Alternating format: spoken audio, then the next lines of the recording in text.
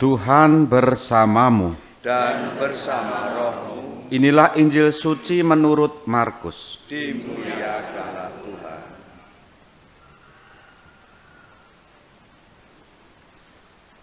Sekali peristiwa, seorang sakit kusta datang kepada Yesus.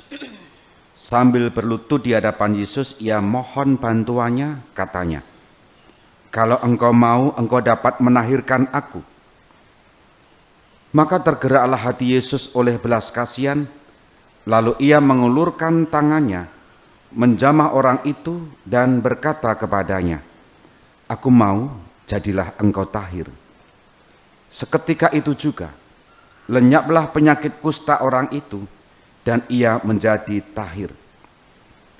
Segera Yesus menyuruh orang itu pergi dengan peringatan keras, katanya, "Ingatlah, janganlah engkau memberitahukan hal ini kepada siapapun, tetapi pergilah, perlihatkanlah dirimu kepada imam, dan persembahkanlah untuk penahiranmu persembahan yang diperintahkan oleh Musa sebagai bukti bagi mereka."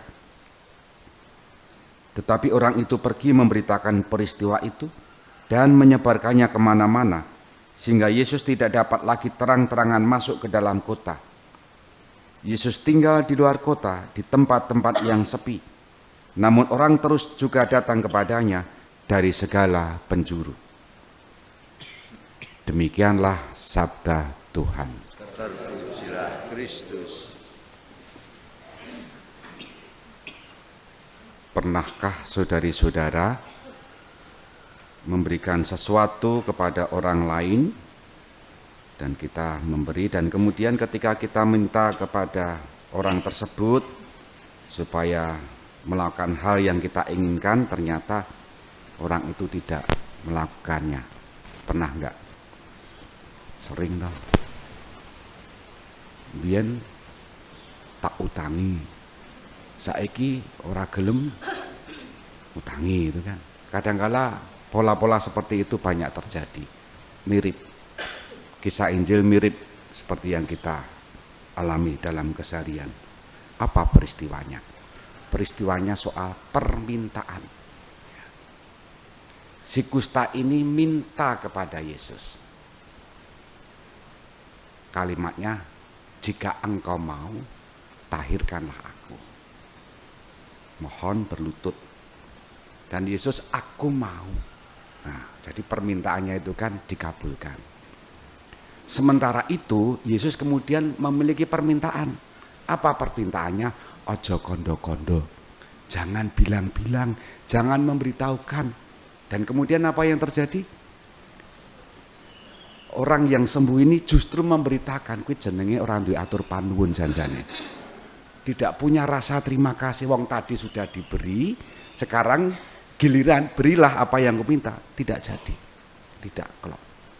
Maka permintaan ini sepertinya membuat kita bermenung. Kenapa Yesus meminta supaya tidak diberitakan?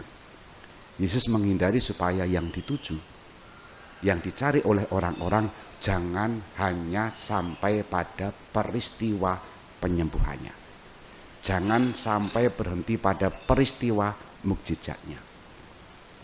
Justru yang dimaui oleh Yesus adalah, kenalilah aku, pribadiku. Bukan hanya berhenti pada penyembuhan, mukjizat, dan hal-hal seputarnya. Maka Yesus menyingkir supaya apa? Supaya tidak jatuh pada sensasi popularitas. Supaya perutusannya, karya-karyanya terus berlangsung. Tidak hanya wow-nya, tidak hanya wahnya, tetapi pokoknya. Apa pokoknya? Supaya orang mengenal Yesus. Barangkali dalam pengalaman hidup kita pun sama. Kita selalu minta, tetapi permintaan yang dikabulkan untuk kita berhenti pada permintaannya. Minta lagi, sudah diberi, minta lagi, sudah diberi, minta lagi. Tapi pertanyaannya sama, apakah dengan menerima apa yang kita terima itu dari Tuhan, dari kemurahannya, menjadikan kita semakin mengenali Yesus? Mengenali bukan hanya pada peristiwa saat Tuhan mengabulkan doaku. Tuhan mengabulkan permintaanku. Tetapi apa yang Tuhan maui untuk kita?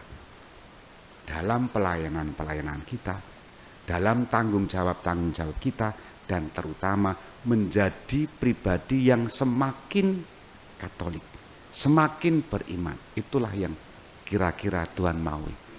Jangan wartakan yang baik, jangan wartakan yang tidak baik, tapi wartakanlah yang baik atas keselamatan yang sudah kita terima dari Tuhan. Moga-moga kita dimampukan untuk itu. Kita hening sejenak.